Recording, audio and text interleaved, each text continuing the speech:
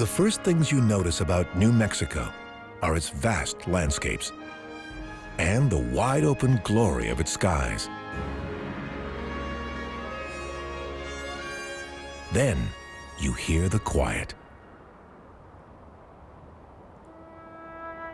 With an area of over 121,000 square miles and a population of just 2 million, New Mexico can seem like one of our loneliest states. But there's a lot more going on here than meets the eye or the ear. In New Mexico, past, present, and future rub shoulders every day. Bustling cities look to tomorrow, while movie makers looking for the next blockbuster keep the state's Wild West yesterdays alive. Modern Mexican-American culture thrives in a land settled by missionaries and conquistadors. Traditional native dwellings inspire architects to build futuristic homes called earthships. Old airships come to die, while rumors of spaceships lure curiosity seekers from around the world. Scientists listen for real aliens among the stars and do research that may shape our future. It's all in New Mexico, a deceptively quiet state where dreamers come to reach for the sky.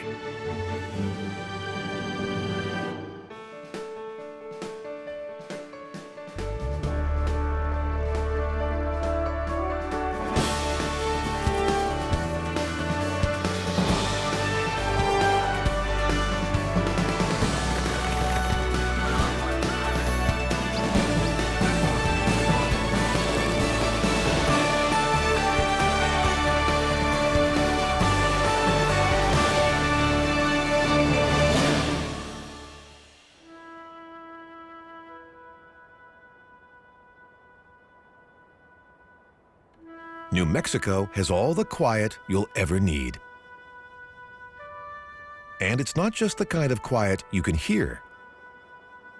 Out on the remote plains of San Augustine, the radio frequencies are pretty silent too. That's why a group of scientists came here back in 1980 when they were looking for a place to put this. A 230-ton tower with an 82-foot wide radar dish. The scientists wanted to use it and the radio silence of these remote plains to listen for faint signals from outer space. So faint, they knew that a single antenna wouldn't be able to do the job on its own.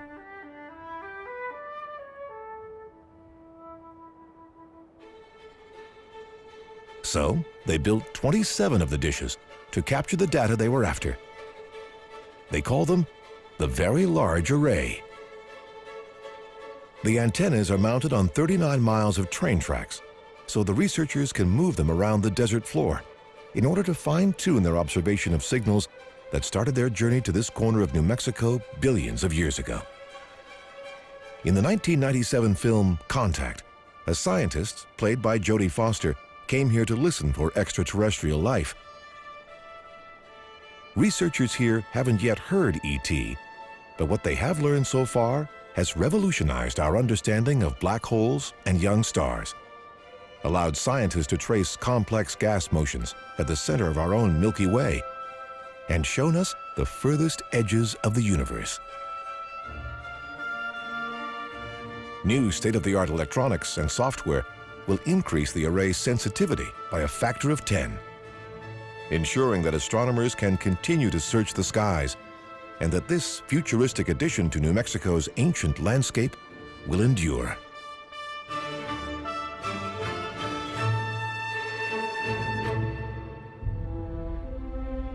Just as this jagged peak has endured for 30 million years. Back then, this New Mexican landmark was the molten core of an active volcano. The lava cooled, and time and wind began to scrape the rest of the volcano away. This tower of basalt is all that remains. The Navajo call it the Rock with Wings, after the legend of a great bird that was said to have first guided their ancestors to these lands.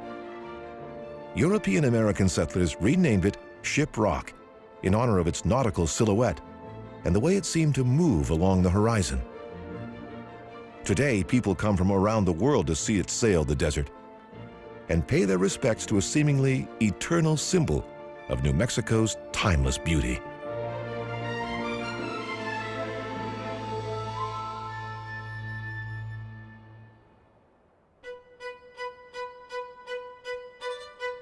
But ever-changing places, like the nearby Bisti Badlands, are a part of that beauty too. Millions of years ago, this barren landscape in the high desert of northwestern New Mexico's San Juan Basin was a lush swamp roamed by dinosaurs. In the ages since, time, water, and wind have left their mark. Rock formations called hoodoos stand guard over an ever-shifting landscape. Vast deposits of fossils are some of the only clues that these desolate hills were once covered by a giant wetland. Now without water, the 40,000-acre Bisti Badlands is a tough place to survive. But don't get the idea that all of New Mexico is bone dry.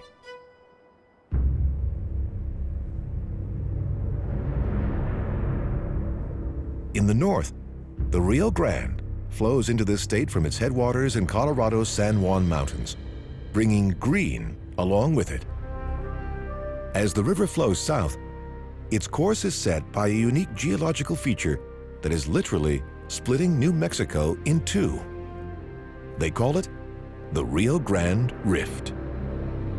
For millions of years, two plates of the Earth's crust have been pulling apart, leaving behind a cleft that runs the length of the state. With steep walls and a deep canyon, it's naturally engineered to carry life-giving water to New Mexico's dry southern desert. But before it reaches the south, the rift narrows. The Rio Grande must twist its way through a series of rapids, a perfect place for adventure seekers.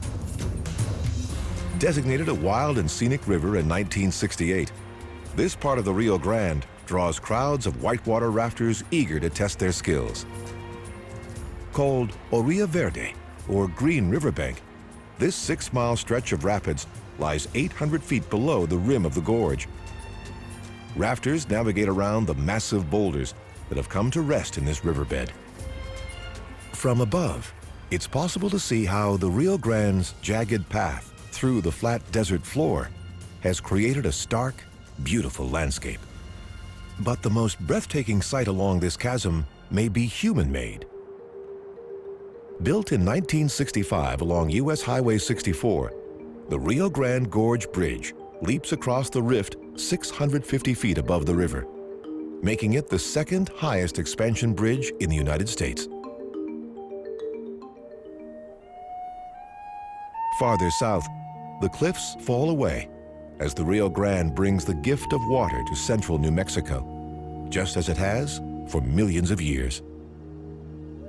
The river hurries along on its eternal journey south, heading for the state's modern metropolis, Albuquerque.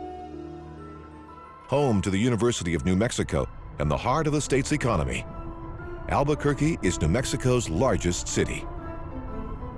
750,000 people, more than a third of the state's population, call this metropolitan area home. One reason this fast-growing city can survive is because of the giant aquifer that lies beneath it. Residents here don't have the water woes that plague other big cities in the Southwest. But that's not the case for most people in this bone-dry state. Which is why the waters of the Rio Grande are so precious. And why the government built this reservoir in 1916, close to 150 miles downriver from Albuquerque. Elephant Butte Dam is 300 feet tall. It's named for the ancient elephant-shaped rock that rises out of this man-made lake. Electricity from the dam's hydroelectric power plant feeds 490 miles of transmission lines and 11 substations.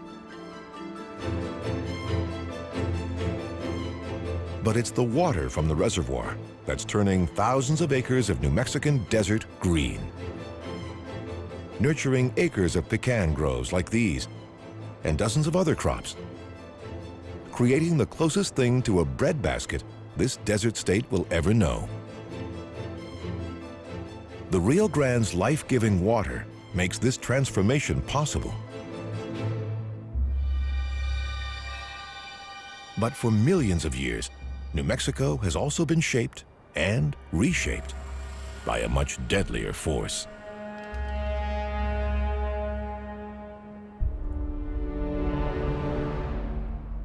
Flying over the sandy floor of southeastern New Mexico's Tularosa Valley, a forbidding landscape appears. This is the Valley of Fire. 5,000 years ago, this vast expanse of rock was an ocean of molten lava, 4 miles wide in places, and up to 160 feet deep. Over millennia, the elements have ground the lava into life-giving soil that seems far richer than the desert around it. But when it came boiling out of a nearby volcano, this deadly flow devoured everything in its path and changed the landscape forever. Now, it can be eerily quiet here, proving that in New Mexico, even the most peaceful spot may hide a violent past. Even places as quiet as Valles Caldera. Today, this is one of New Mexico's most unspoiled landscapes. And like the Valley of Fire, it is teeming with life, including some of the last remnants of America's once vast herds of wild elk. These peaceful grasslands give these animals a place to breed, calve, and forage. But over 1 million years ago, 2 giant volcanoes ripped these mountains apart with a force 600 times stronger than the blast that leveled Mount St. Helens. They spewed 150 cubic miles of lava onto the land and shot out clouds of ash that fell as far away as Iowa. Then, they collapsed in gigantic implosions that punched a 175 square mile hole in the earth and left nothing behind but these peaceful meadows. Today, geologists say that there's just a 1% chance of another volcanic eruption in New Mexico within the next 100 years. But 4 miles below the Valles Caldera's floor, the magma continues to bubble. That doesn't seem to worry the elk. And it did not seem to bother Luis Maria Cabeza de Baca. Back in 1821, Baca established a ranch here that lasted until the U.S. government bought it for parkland in the year 2000. In between, the stewards of this land made sure to preserve its natural beauty. Their success brought the offer from the Park Service and caught the eye of movie producers looking to recreate the Wild West. Gregory Peck, Angelica Houston, Liam Neeson, and Pierce Brosnan are just a few of the actors who have chewed the scenery here. But the Valles Caldera isn't the only spot in New Mexico where Hollywood has come knocking. And the owners of Baca's land aren't the only New Mexicans who've rolled out the welcome mat when it did. Since first going into the movie business in 1955, Bonanza Creek Ranch has played host to dozens of film crews. Kirk Douglas, Henry Fonda, Matt Damon, Penelope Cruz, and of course, John Wayne have all worked here in this camera-ready version of the West. Stars and wannabe stars still come here to burnish their image in New Mexico's golden light. And Bonanza Creek isn't their only destination. In 1984, director Lawrence Kasdan came to New Mexico looking for the right landscape to build the realistic western town called for in his script, Silverado. He found it in a place called Cook's Ranch, home to fourth-generation Westerners Bill and Marion Cook. Before long, Kevin Kline, Scott Glenn, Kevin Costner, and Danny Glover were shooting it out in these realistic Western streets. Glover came back with Robert Duvall, Tommy Lee Jones, and the crew of Lonesome Dove.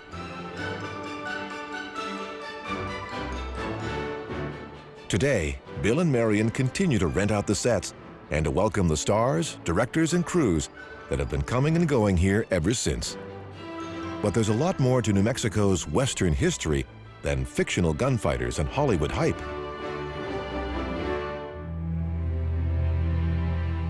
There was a time when this really was the wild, wild West.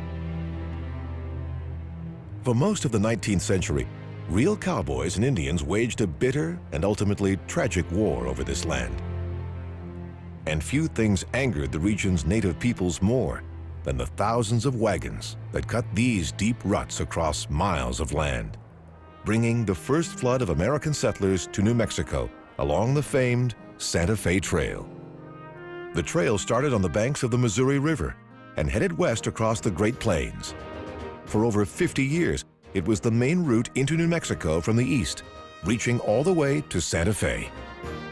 It was blazed in 1821 by an adventurous entrepreneur from Franklin, Missouri, named William Becknell, who was looking for new markets for his goods. By the 1840s, settlers and merchandise were streaming down the trail. These wagon ruts are all that's left. The plains of northeast New Mexico look just as they did in the early 19th century. Still today, herds of pronghorn gather here on their long annual migrations. Only found in North America, these ungulates are the fastest land animals on the continent. To outrun predators like wolves, pronghorn can reach a top speed of nearly 60 miles per hour. The biggest threats to this species today are development, coyotes, and cars. But in the 1800s, tens of thousands of pronghorn were slaughtered by travelers on the Santa Fe Trail. And pronghorn weren't the only ones threatened by the Great Migration West. As more and more settlers flooded onto this land, Apache, Navajo, Comanche, and other native peoples in New Mexico, desperate to preserve their ancient rights to the land, were determined to stem this tide. In the 1860s and 70s, their relentless attacks made the Santa Fe Trail one of the frontier's most dangerous roads. But there was a safe haven for the settlers along the way, a frontier outpost called Fort Union. Today, all that's left of the fort are these heavily eroded ruins. But in the late 1800s, this was a bustling frontier outpost.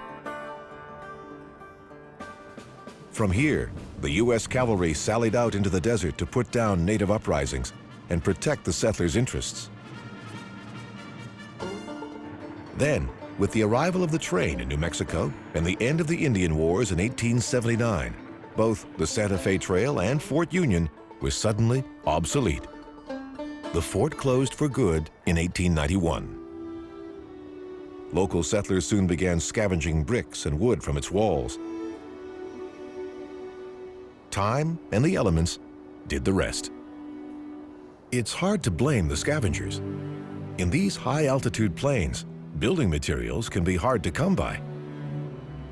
And with temperatures that range from -50 to 122 degrees Fahrenheit, building the right kind of house can be a matter of life and death.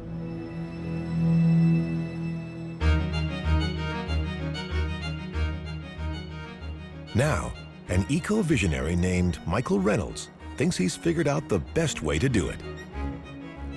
Outside Taos, Reynolds is pioneering the development of entire subdivisions of eco-friendly homes he calls earthships.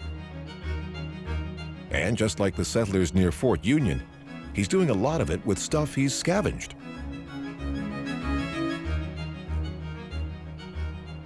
The load-bearing walls of these houses are built out of old tires packed with dirt, and spaces between the tires are filled in with recycled bottles and cans.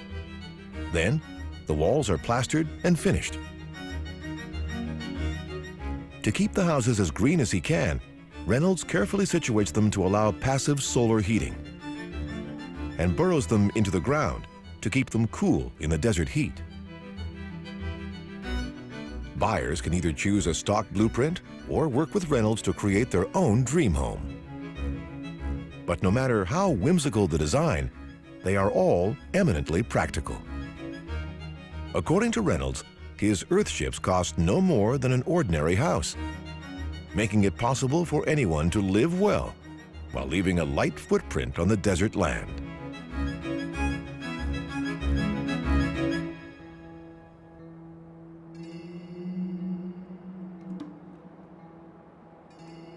But Earthship owners aren't the first ambitious dreamers to think they've found the answer to survival in New Mexico.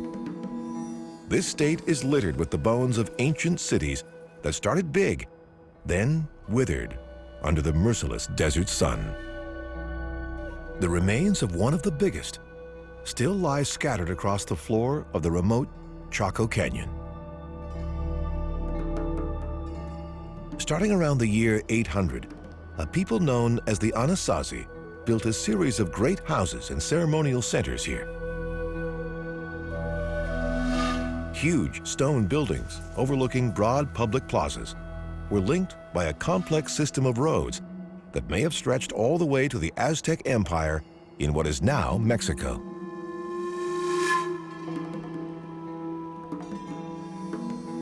Up to 5,000 people may have lived here. But even after studying these ruins for over 100 years, scientists still know very little about who the builders were, where they came from, or where they went. What they do know is that around the year 1150, these ancient people started to leave. Some say they were driven away by fierce heat and 50 drought years in a row. Others whisper of war and cannibalism. Whatever the reasons, about 100 years after the Exodus began, the last residents carefully sealed the doors of the buildings and walked away.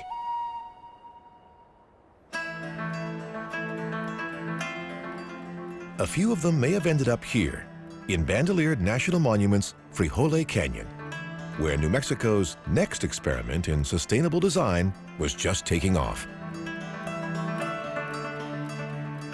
As the civilization in Chaco Canyon collapsed, Pueblo people started coming here to build their homes at the bottom of the cliffs. They designed their wood, rock, and mud houses to take advantage of the cool stone and the warm sun, just as New Mexico's Earthships do today. The canyon holds one of the highest concentrations of prehistoric sites in the world, including a vast ceremonial chamber perched 140 feet up the cliff. The only way to get there is by climbing 4 steep ladders. It's not for the faint-hearted, though those who lived here would have hauled water and supplies up the steep walls every day. Once inside, visitors get a unique acoustic experience. Voices echo off the walls and carry across the chamber. In the end, this community fared no better than that of Chaco Canyon. In the 1500s, famine and drought forced the residents to abandon their homes.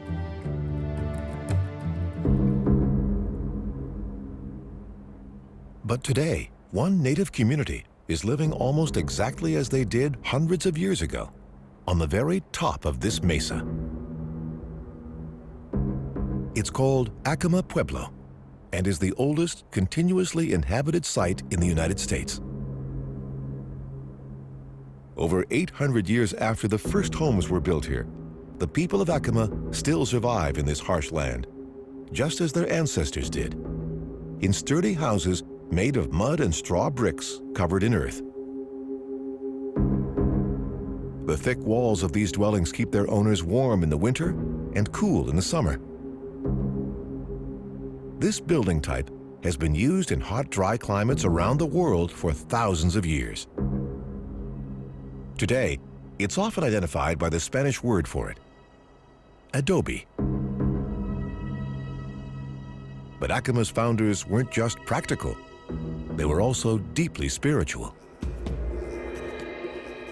They may have picked this site because of the commanding view it provides of this 400-foot-high plateau across the way.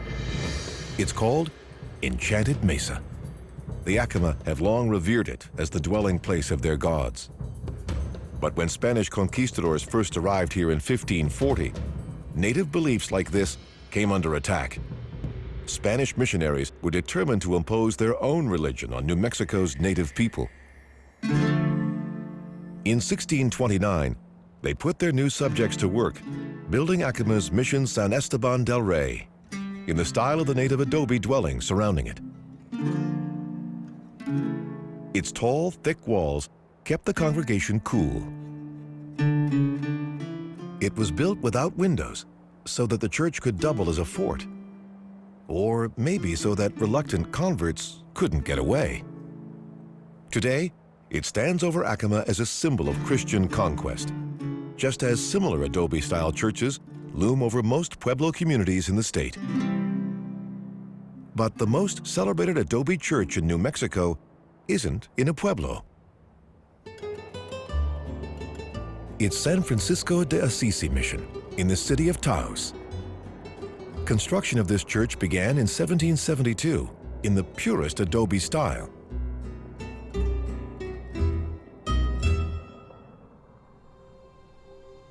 More than 150 years later, its stark beauty inspired one of America's greatest artists to create some of her most iconic works.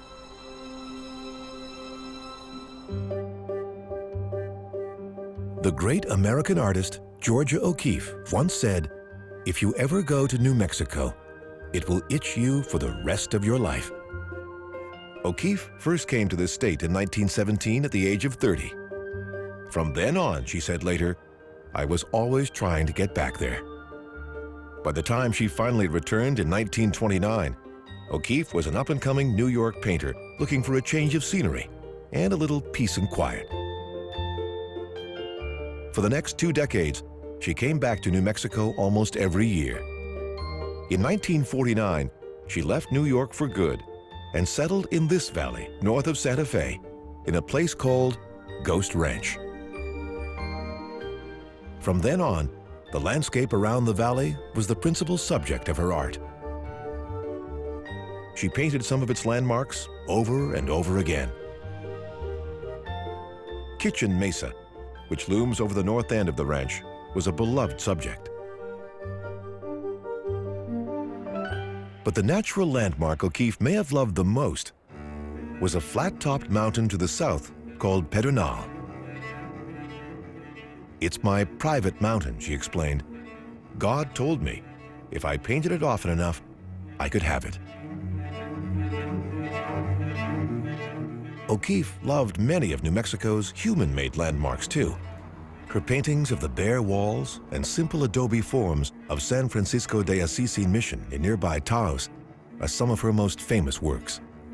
But other New Mexicans haven't always shared O'Keeffe's enthusiasm for adobe structures.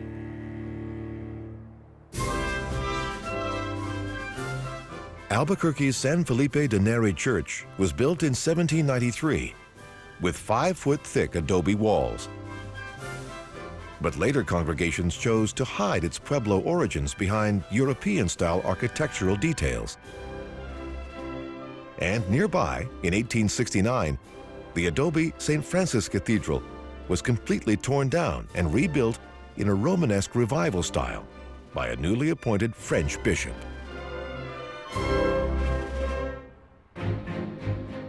By the early 1900s, adobe was so out of fashion that when University of New Mexico President William Tite started redesigning campus buildings in the Pueblo manner, he set off a firestorm that cost him his job.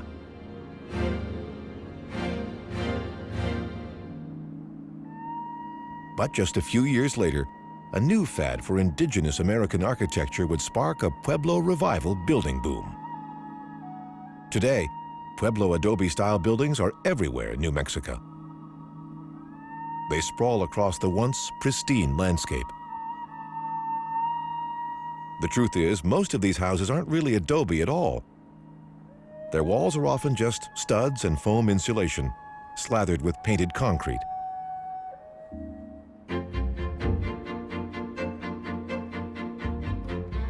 Even now at the University of New Mexico, adobe-style architecture rules the day. Founded in 1889, its 600-acre main campus in Albuquerque is now famed for its beloved Pueblo Revival buildings. But don't let the traditional look fool you. UNM is thoroughly up to date. Many of its grads will go on to work in the city's growing high-tech sector. Others may end up working here, in northern New Mexico's Los Alamos National Laboratory. If they do, no one may ever know. This is one of the most top-secret government facilities in America. Los Alamos was founded during World War II as part of the effort to build the atomic bomb. New Mexico's vast empty spaces made this the perfect spot for keeping the effort quiet. Today, it serves as one of the U.S. government's premier national security research institutions. Its mission? To maintain the safety, security, and reliability of the nation's nuclear deterrent. Los Alamos stores thousands of pounds of plutonium, though where exactly is only known by those with high-level clearance. Yet, when most people think of top secret and New Mexico, this isn't necessarily the first place that comes to mind. That distinction may go to a desolate airbase 200 miles to the southeast called Roswell. In the early days of the Cold War, Roswell was an obscure outpost of the U.S. Air Force's Strategic Air Command. Then, in 1947, a local rancher found what he claimed to be a flying saucer that had crashed on his land. The debris was brought here to the base for study. The military claimed it was just a weather balloon, but whisked it away to other bases in Texas and Ohio for further tests. When the story leaked, sensational news reports made Roswell a symbol of government conspiracies to cover up the existence of visitors from other planets. The incident sparked a UFO scare and inspired decades of science fiction movies. Then, 50 years after the incident, the Air Force released a report admitting that the wreckage was part of a secret system of atomic espionage. But for real believers, this is just another cover-up. The town of Roswell has made a cottage industry out of UFOs ever since. Thousands of the curious and the crazy come to Roswell's UFO Museum every year, drawn by the strange story of the 1947 incident, a mystery that may never be solved. But there's no mystery about the fate of most of the other aircraft that end up in Roswell. The airport is home to a private airplane salvage yard, where jets from around the world come not just to die, but to be dismembered. Once, this MD-80 ferried excited tourists and harried executives across the country. Now, it's worn out, outdated, obsolete, and headed for the scrapyard. The interior has already been stripped of its wiring and electrical components. Now, it's time to finish the job. It took thousands of hours to build this plane. Destroying it takes just minutes. One bite, rip, and crunch at a time. Once it's broken down into tiny bits, the plane's aluminum skin and other raw materials will be sold and recycled.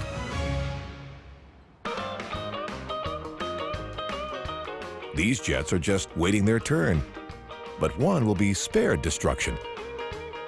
This 1962 Lockheed Jetstar once belonged to a king.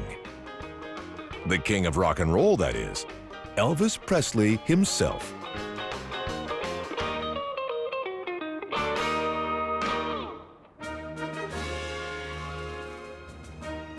But Presley isn't the only singer who's made a big impression in New Mexico.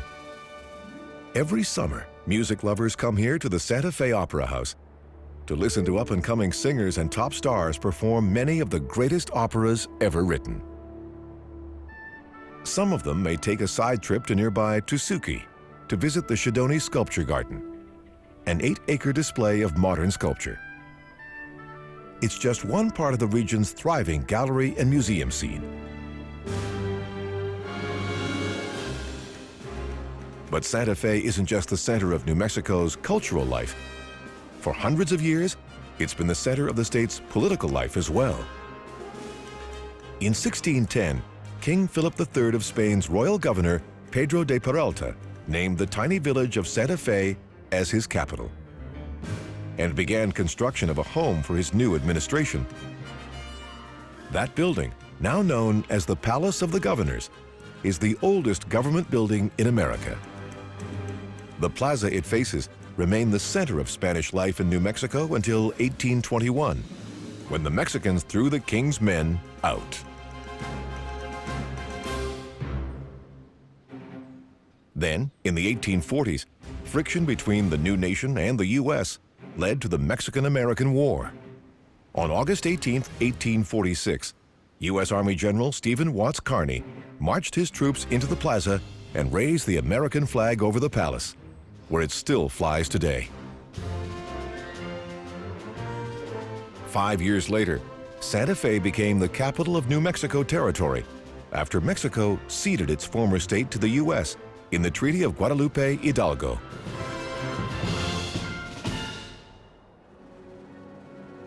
Today, the 2,000-mile international border the treaty created remains a flashpoint for controversy and conflict. Thousands of immigrants cross illegally into New Mexico every year. Most are looking for jobs and a better life. But Mexican drug lords are helping fuel a growing cross-border trade in cocaine, heroin, marijuana, and weapons. Here, a Mexican highway lies just feet from the tall fence that now separates the United States from its southern neighbor. On the U.S. side, empty desert, and U.S. Customs and Border Protection officers working around the clock to scan for signs of illegal activity. They drag the ground on the U.S. side of the fence to make the footprints of those who cross illegally easier to track. But back in 1916, there was no one around to stop one of the most notorious border crossings in U.S. history. A raid on the town of Columbus, New Mexico, by a Mexican bandit and revolutionary named Pancho Villa. Villa's men crossed over on the night of March 9, 1916. By the time they crossed back a few hours later, Columbus was in flames. Soon, public opinion in the U.S. was too. Some say Villa was out for revenge on an American gun runner who had cheated him. Others say he was trying to spark another war with the U.S. He almost succeeded. Even to this day, Villa's daring raid remains a great source of pride for Mexicans. And not just south of the border. After the Americans took over in New Mexico, many of its citizens of Spanish and Mexican descent continued to celebrate their heritage, their culture, and their faith. They still do today, even if they don't always honor their traditions exactly as their ancestors did. In the small northern New Mexican town of Espanola, Mexican Americans have developed their own uniquely modern way to celebrate their roots. Around here, pride comes on wheels, in beautifully customized cars. Every weekend, car-crazy Espanolans come together to show off their one-of-a-kind wheels and stake their claim to the streets. It all started with an old Mexican ritual called paseo. Caballeros would don their best clothes, decorate their saddles, and ride their finest horses slowly through the streets to assert their pride and place in the community. As early as the 1940s, cars that had been modified to ride low and slow replaced horses. But taking your time while showing off a beautiful ride is still what it's all about. Today, Espanola's lowriders are patrolling the Mexican side of a cultural divide created by a second wave of American settlers that flooded into New Mexico in the 1880s. A flood unleashed by the arrival of the train.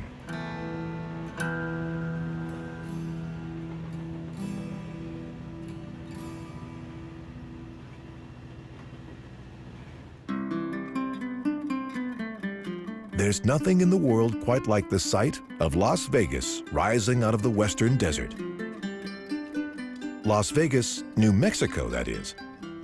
Founded in 1835, 70 years before its glitzier twin in Nevada, this beautiful town is one of the state's most popular tourist attractions. But the story of its past reveals a little-known fact. Las Vegas has a split personality. Named after the area's abundant grasslands, the town started life as a Mexican village with adobe buildings around a traditional central plaza. But when the Atchison, Topeka, and Santa Fe Railroad arrived in 1879, it turned its back on the old Mexican town by putting its tracks and station a mile to the east, where they still stand today. Soon, American settlers were pouring into the tiny red-roofed station looking for a place to bed down. Many made their first stop in town right next door, where Fred Harvey had built one of his trademark mission-style Harvey House hotels. The English-born Harvey was making a fortune by following the trains into the frontier and building hotels next to the stations. Harvey's inns were already gaining fame for bringing good food, clean beds, and civilization to the West. Within a few years, the new Las Vegas was booming. The Americans built it around a new square, reinforcing the divide with the Mexican community. Blocks of buildings in Victorian and Italianate styles came next.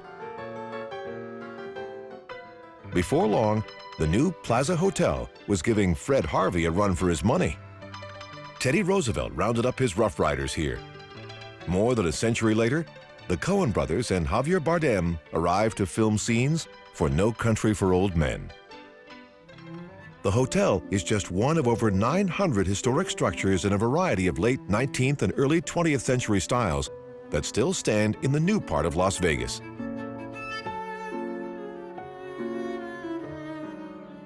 But one of the most impressive buildings from that bygone era isn't in Las Vegas.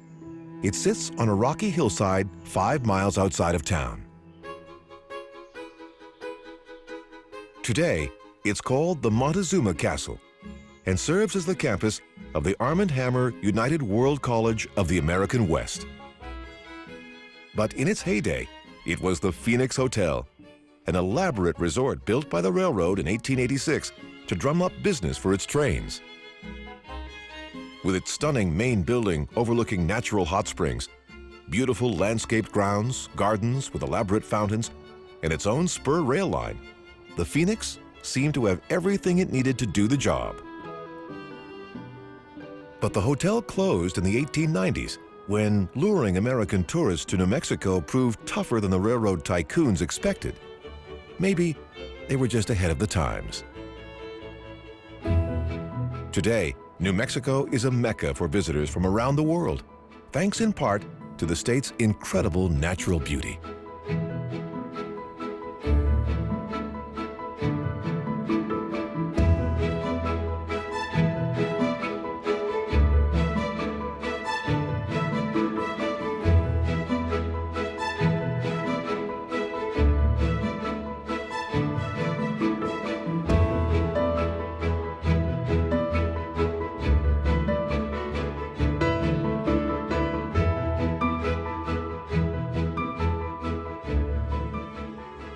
But outsiders don't just come to New Mexico to see natural wonders. They come to revisit the legends and landscapes of some of the wildest parts of the wild, wild West. In the late 19th century, ranchers, rustlers, sheriffs, and gunslingers fought life-or-death battles on this land. Kit Carson, Doc Holliday, and Wyatt Earp are just a few of the legendary men who rode and fought here. Their gun battles soaked the earth in blood and marked New Mexico territory as a lawless land. Few places in the state saw more blood and less law in those years than Lincoln County, which lies in the southern half of the state. It was here, in the town of Lincoln, in the late 1870s, where a ruthless gang boss named James Dolan had an iron grip on almost all aspects of life. Local rancher John Tunstall challenged Dolan, and paid with his life. Soon, a new gang formed to continue the fight against Dolan and seek revenge for Tunstall's death. They were called the Regulators. One of the members was a young gunslinger who would become notorious as Billy the Kid. Over the next year, murder followed murder, with Billy doing his share of the killing. It would become known as the Lincoln County War. When it was over, Billy the Kid was one of the last men standing. A price was put on his head, and he lit out for New Mexico's wide open spaces. But legendary lawman Pat Garrett tracked him down. The Kid was sentenced to hang and brought here to the Lincoln County Courthouse to await his fate. But when Garrett left town to buy wood to build a gallows, a friend slipped Billy a gun. The next day, as he was being led down the steps of the courthouse, the Kid shot his guards and made his escape. He didn't get far, just about 100 miles, before Pat Garrett finally tracked Billy the Kid down for the last time on July 14, 1881, and shot him dead.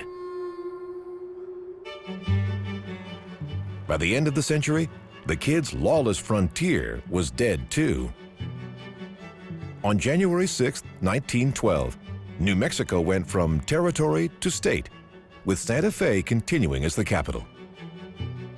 Today, its bustling downtown is filled with government agencies. Its Capitol building, known as the Roundhouse, is one of the most unusual in the U.S.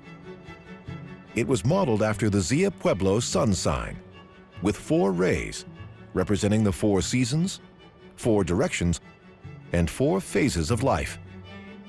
Its occupants govern an increasingly diverse population of men and women from every corner of the world.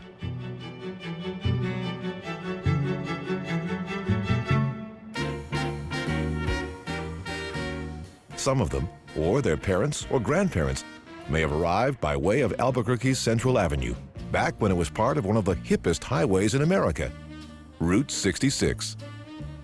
From 1926 to the late 60s, Route 66 was the main road from Chicago to LA. It was also New Mexico's main drag. Then, Interstate 40 stole its traffic and dimmed its glory. Today, the former Route 66 is getting hip all over again. Its old hotels and roadside attractions are being restored to their former luster, bringing back exciting days in the middle of the 20th century when eager adventurers roared into New Mexico by car.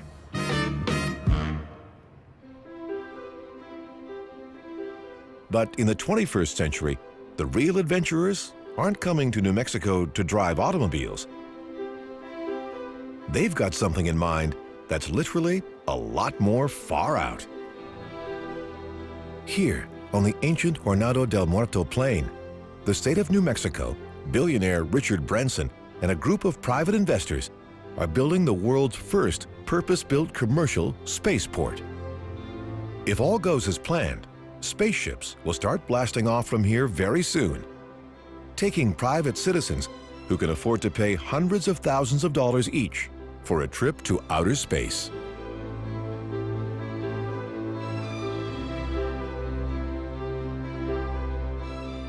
But even if the plans for the spaceport never get off the ground, ambitious projects like this one prove that New Mexico remains an ancient state with a big future, where dreamers still come to reach for the sky.